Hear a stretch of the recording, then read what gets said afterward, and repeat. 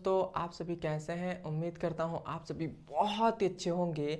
आज की इस वीडियो में हम जानेंगे विलोपन विधि से समीकरण को कैसे हल करते हैं। हमने यहाँ पर ये दो समीकरण यहाँ पर लिया है, यहाँ पर दो समीकरण लिए हैं। इन दोनों समीकरण को हम हल करेंगे विलोपन विधि से। यदि आप इन दोनों समीकरण को विलोपन विधि से हल कर लेते हैं तो जिंदगी भर आप विलोपन विधि नहीं भूलेंगे। आपको कभी भी समीकरण मिल जाए तो उसे आप विलोपन विधि से, कोई भी कह दे कि विलोपन विधि से हल करिए, तो आप उसे हल कर सकते हैं।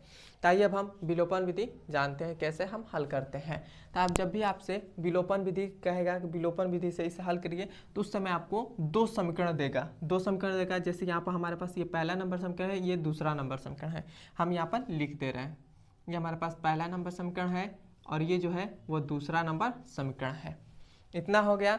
अब हम क्या करते हैं, विलोपन विधि में हल करने के लिए हम क्या करते हैं, ये जो हमारे पास समीकरण नंबर 1 है, ये समीकरण नंबर 2 है, इन दोनों में हम देखते हैं कि इस x और y का गुणांक यदि सेम है या नहीं।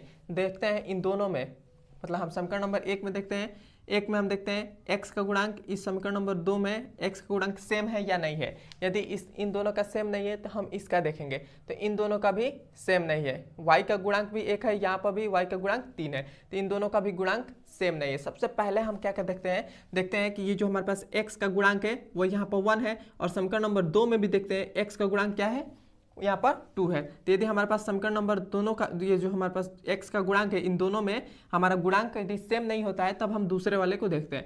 दूसरे वाले में फिर से देखते हैं कि इन दोनों का गुणांक हमारे पास सेम है कि नहीं है।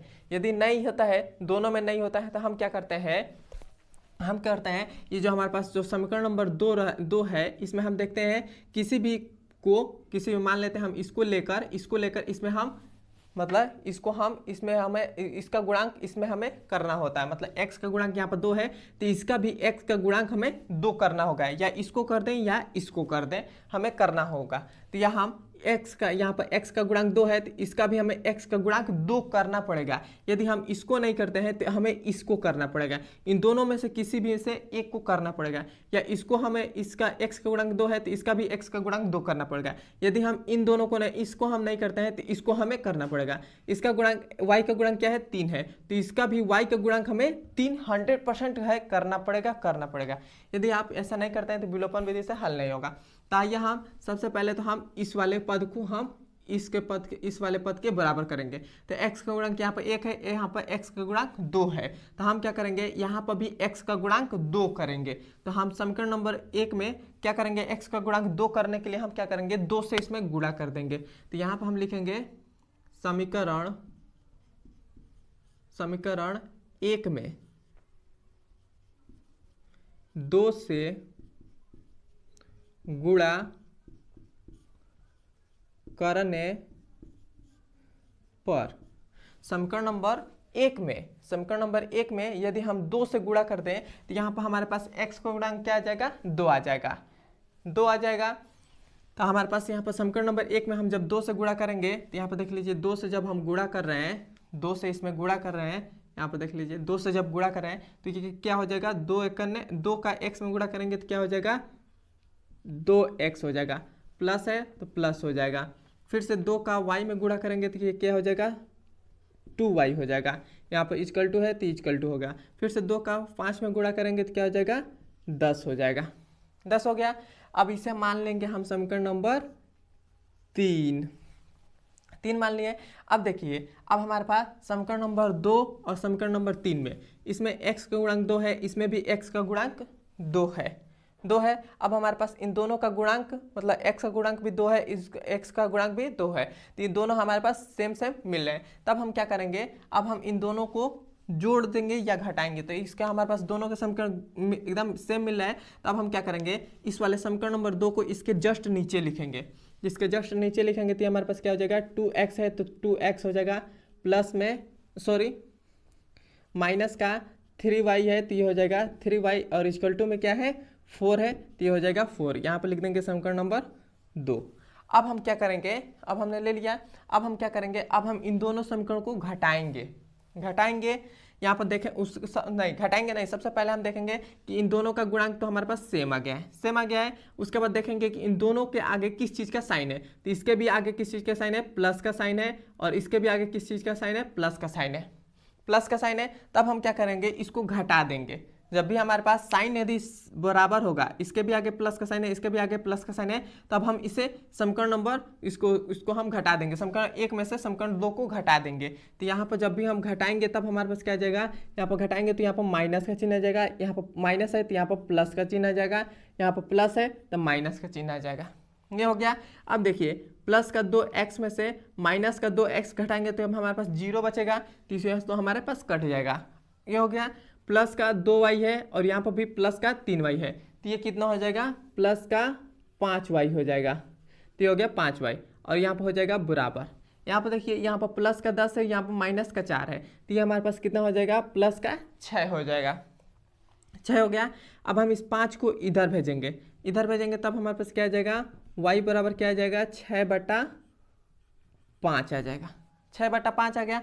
अब हमारे पास y का मान आ गया 6/5, 6/5 आ गया। तब हम x का मान निकालेंगे।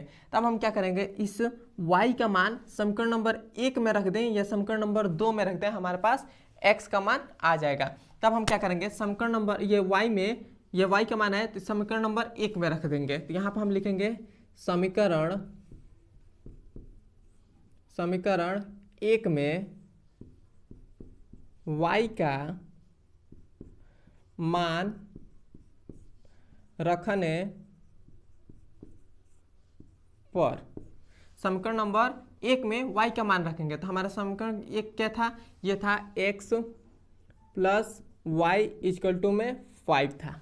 ये हमारे पास समीकरण नंबर 1 था। तब हम इसमें हम रख देंगे y का मान, तो यहाँ पर रखिए हमारे पास x है तो ये हो जाएगा x प्लस y का मान हमारे पास क्या है 6/5, तो ये हो जाएगा 6/5 इक्वल टू में इधर 5 है तो ये हो गया 5, ये हो गया।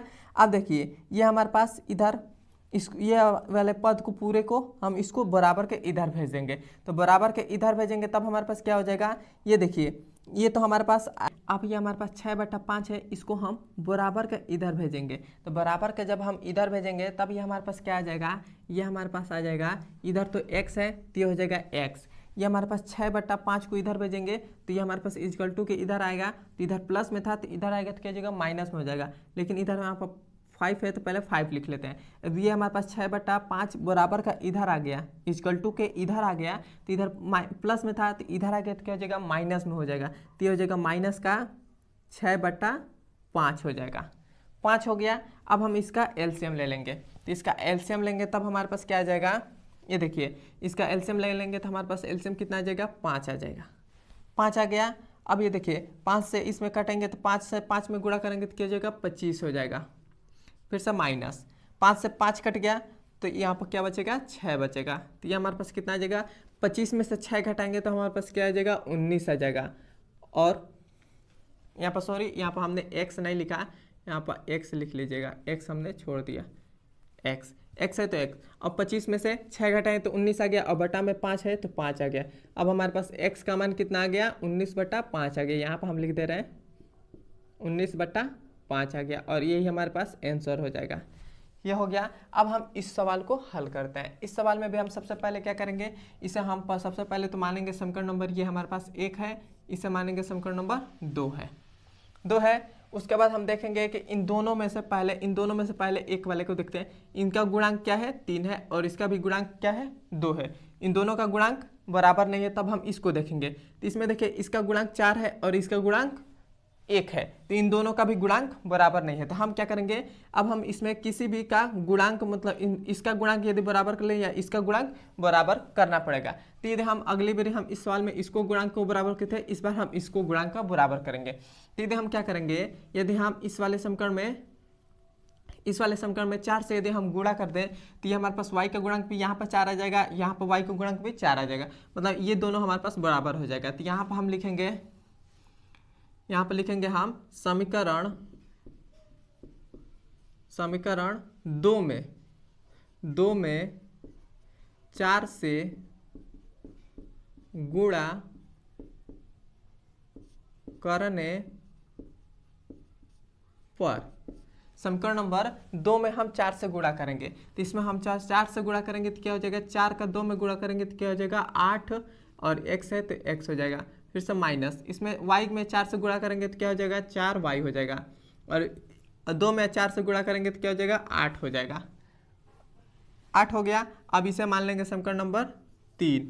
अब हम क्या करेंगे, समीकरण नंबर एक है उसको हम इसके नीचे लिख देंगे। तो हमारे पास समीकरण नंबर 1 क्या है, वह है 3x प्लस में 4y और इक्वल टू में 2। ये हमारे पास है। समीकरण नंबर 2 है तो 2 हो गया, ये हो गया। अब हम क्या करेंगे, अब हम देखेंगे जिसका हमारा गुणांक बराबर है उसमें देखेंगे कि हमारा साइन बराबर है या साइन हमारा चेंज है। तो इसमें देखिए इसके आगे साइन किस चीज़ का साइन है, माइनस का साइन है, इसके आगे किस चीज़ का साइन है, प्लस का साइन है। तो इन दोनों का साइन अलग अलग है। तो अब हम क्या करेंगे, इन दोनों में से अब हम इसको जोड़ देंगे। तो जब हम इन दोनों को जोड़ेंगे तो क्या हो जाएगा, यहाँ पर 8x है, यहाँ पर 3x है। तो ये हमारे पास कितना हो जाएगा, 8 और 3 कितना हो जाएगा, 11x हो जाएगा। यहाँ पर माइनस का 4y में से प्लस का 4y घटाएंगे तो 0 हो जाएगा, और यहाँ पर हो जाएगा इक्वल टू, यहाँ पर 8 है, यहाँ पर 2 है, इन दोनों को जोड़ेंगे तो क्या हो जाएगा 10 हो जाएगा।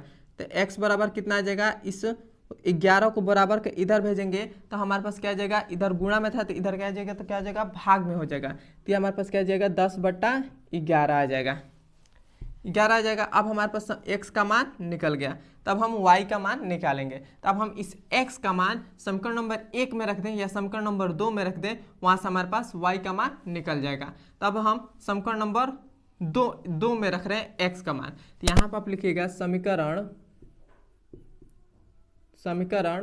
2 में x का मान रखने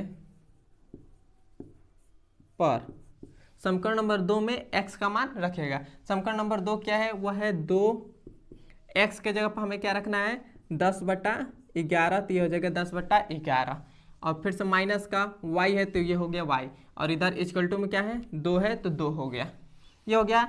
10 का 2 में गुणा करेंगे तो क्या हो जाएगा 20 हो जाएगा, और बटा में 11 है तो 11 हो गया। इधर माइनस का y है तो y हो गया, इधर 2 है तो 2 हो गया। अब हम क्या करेंगे, इस वाले पूरे वाले पद को 20/11 को बराबर का इधर भेज देंगे, इक्वल टू के इधर भेजेंगे। तो इसको हम इधर भेजेंगे तो ये हमारे पास क्या आ जाएगा, इसको हम इधर भेजेंगे तो इधर हमारे पास माइनस का y बच गया, और इक्वल टू यहाँ पर 2 है तो ये हो गया 2, और इस 20/11 को बराबर के इधर लाएंगे तो इधर प्लस में था तो इधर आएगा तो क्या हो जाएगा माइनस का 20/11 हो जाएगा, 11 हो गया। अब यहाँ पर माइनस y है तो माइनस y इक्वल टू, अब हम इसका एलसीएम ले लेंगे तो इसका एलसीएम हमारे पास 11 हो जाएगा। 11 का 2 में गुणा करेंगे तो कितना हो जाएगा 22 हो जाएगा, फिर से माइनस 11 से 11 कट गया तो क्या हो जाएगा, अब यहाँ पर 20 हो जाएगा। यहाँ पर माइनस का y है तो y हो गया। अब हम 22 में से 20 को घटाएंगे तो हमारे पास 2/11 बचे थे,